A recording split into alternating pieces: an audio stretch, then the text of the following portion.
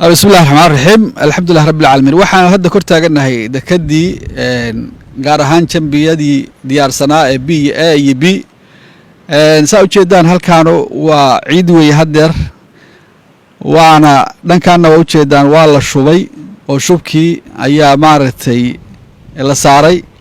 awal saan u ahaa haddana saana loo galay insha Allah taala waa diyaarinta ugu dambeysay oo markabka alaabta laga soo dejiyay meeshii la dhigi lahaa saasay wada noqonaysaa kulligiis waa socdaa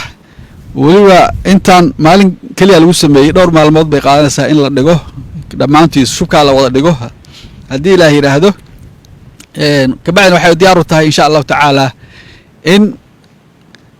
lagu shaqaysto waa u jeedaan ilaa iyo ka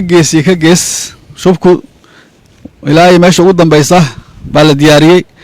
inta dhiman oo hadda halkaana waa la wada dhigi doonaa insha Allah taala maalmaha soo socda dhinaca kale oo eegana waa la dhigay waa arki doonaa iyadana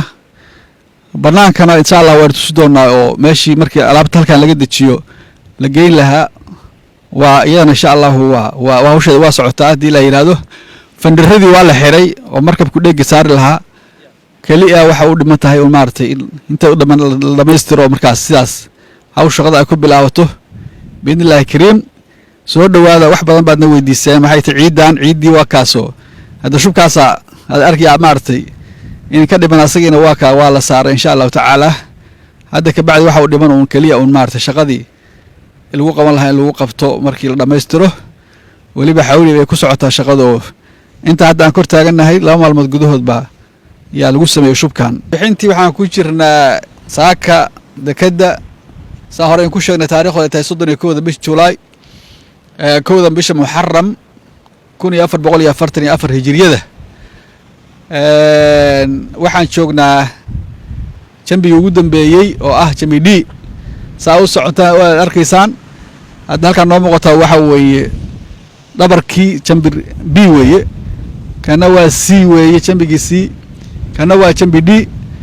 waa leexadkii weeye meesha ugu dambeysay oo laga leexanayay oo ilaa hadda 200 mitir ka badan la leexday kaliya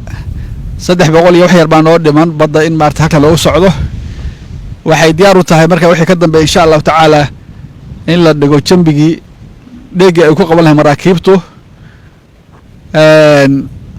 shaqadu meesha ay marayso way hadeer ma sha Allah alxamdulillah ilaahay baa halkaan soo gaarsiiyay halkaan waa dhankii koonfureed ee baddu naga xigtay halkaana waa jambigii ugu dambeeyay saan horeba in ku sheegay ilaahay idinkii waxaan rajaynaynaa asaguna markii muddo kooban dhexdeed ama gudaheed biidnillaahi tacaala aad iyo aad baan idin salaamaynaa annagoo joognaa dekadii Garacad